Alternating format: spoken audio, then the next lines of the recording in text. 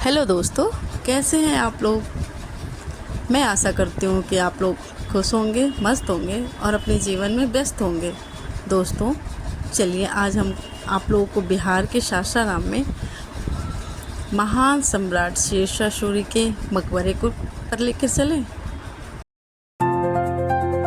दोस्तों, शेरशाह सूरी का यह मकबरा भारत के बिहार राज्य के सासाराम में स्थित है। सूर साम्राज्य के संस्थापक शेरशाह सूरी ने अपने लिए इस मकबरे का निर्माण करवाया था।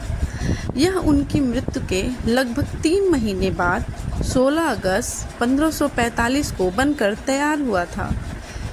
यह मकबरा कृत्रिम झील के बीच में एक चौकोर चबूतरे पर स्थित है। यहाँ एक सेतु के माध्यम से पहुँचा जा सकता है। दोस्तों, बलुआ पत्थर से निर्मित इस मकबरे में चमकीले रंगों से इस मकबरे को सजाया गया था और चमकदार टाइलों का प्रयोग किया गया था। यह 3 मंजिला अष्टकोणीय इमारत है। दोस्तों, इस अष्टकोणीय इमारत के ऊपर एक विशाल गुंबद है और दूसरी और तीसरी मंजिल के दोनों किनारे पर छतरियां स्थित हैं। मकबरे की परिधि के साथ साथ एक बरामदा बना हुआ है, जिसके प्रत्येक ओर 3 मेहराब द्वार बने हुए हैं। जालीदार पर्दों से सजी मेहराब द्वार खिड़कियां भीतरी भाग को रोशन करती हैं। प्रवेश द्वार सभी तरफ से हैं सिवाय पश्चिमी भाग से, जो कि किबला की दीवार है और नमाज के लिए आरक्षित है। पश्चिमी दीवार के मध्य में नमाज का स्थान है, जिसे नक्काशी और टाइलों के काम में अलंकृत किया गया है। यह मकबरा, जो अपने निर्माण के समय भारत का सबसे बड़ा मकबरा था, इंडो इस्लामिक वास्तुकला की एक महत्वपूर्ण उदाहरण है और बिहार के सबसे महत्वपूर्ण स्मारकों में से एक माना जाता है। दोस्तों, इस मकबरे को राष्ट्रीय महत्व के स्मारक के रूप में सूचीबद्ध किया गया है। इस मकबरे का निर्माण शेरशाह ने अपने जीवन काल में ही करवाया था, संभवतः 1542 ईस्वी में।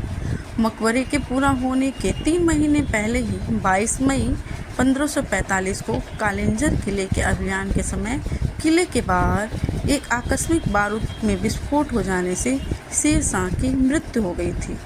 इस्लाम शाह सूरी के शासनकाल के दौरान इसका निर्माण जारी रहा और मकबरा 16 अगस्त 1545 को बनकर तैयार हुआ। दोस्तों, इस मकबरे को पूरा होने के समय यह पूरे भारत में सबसे बड़ा मकबरा था। मीर मोहम्मद अलीवाल खान को मकबरे के वास्तुकार के रूप में जाना जाता है। दोस्तों, शेरशाह, जिनका काल 1472 से लेकर 22 मई 1545 तक रहा, का बचपन का नाम फरीद था। इन्होंने 1540 ईस्वी में बिलग्राम या कन्नौज के युद्ध में हुमायूं को हराकर उत्तर भारत में सूर साम्राज्य की स्थापना की थी। शेरशाह सूरी, जो पहले बाबर के एक सैनिक के रूप में काम करते थे, बाबर ने उन्हें पदोन्नति कर सेनापति बनाया और फिर वह बिहार के राज्यपाल नियुक्त हुए। दोस्तों, 1537 में जब हुमायूं कहीं सुदूर अभियान पर थे, तब शेरशाह ने बंगाल पर कब्जा कर सूरी वंश स्थापित किया था। सन 1539 में शेरशाह को चौसा की लड़ाई में हुमायूं का सामना करना पड़ा, जिसे में शेरशाह ने जीत हासिल किया। 1540 में शेरशाह ने बिलग्राम या कन्नौज के युद्ध में हुमायूं को पराजित कर दिया और हुमायूं को भारत छोड़ने पर मजबूर कर दिया और शेर खां की उपाधि लेकर संपूर्ण उत्तर भारत पर अपना साम्राज्य स्थापित कर लिया।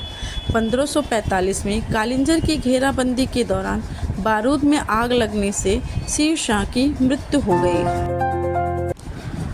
दोस्तों, शेरशाह एक शानदार रणनीतिकार थे। शेरशाह ने खुद को सक्षम सेनापति के साथ ही एक प्रतिभाशाली प्रशासक भी साबित किया।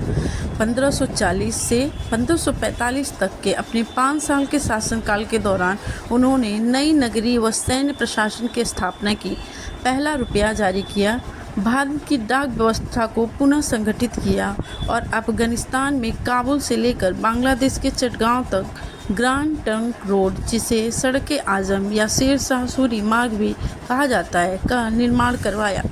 शेरशाह भारत के महान शासकों में एक थे। वह वीर, चतुर, बुद्धिमान, कूटनीतिज्ञ एवं विलक्षण सेनानायक ही नहीं अपितु असाधारण प्रतिभावान व श्रेष्ठ प्रशासनिक गुणों से युक्त भी थे। इतने कम समय में उन्होंने प्रशासन का जो नमूना भारतीय इतिहास में पेश किया वह उनकी असाधारण प्रतिभा को परिलक्षित करता है। दोस्तों, शेरशाह सूरी को अगर नियति द्वारा कुछ और समय मिला होता तो आज भारतीय इतिहास की दिशा कुछ और होती। सच मानिए, ये मकबरा एक अदम्य साहस से भरे उस महान योद्धा का है जो अल्प समय व अल्प संसाधनों के होते हुए अपना नाम इतिहास में स्वर्णिम अक्षरों में दर्ज करवा लिया है। यहाँ सोया हुआ वह महान शासक कभी इतिहास के गौरवशाली अध्याय का महत्वपूर्ण भाग रहा है। आप यहाँ आएँ और इतिहास के उन पृष्ठों को जो स्वर्णिम अक्षरों में उत्कीर्ण होकर प्रकाशित हो रहा है उसको जानें, समझें। दोस्तों, अगर आपको यह वीडियो अच्छा लगा हो तो वीडियो को लाइक करें, चैनल को सब्सक्राइब और दोस्तों के साथ शेयर करना ना भूलें। मिलते हैं आपसे नए वीडियो में, तब तक के लिए बाय बाय, शब खैर, मस्त रहें, खुश रहें, धन्यवाद।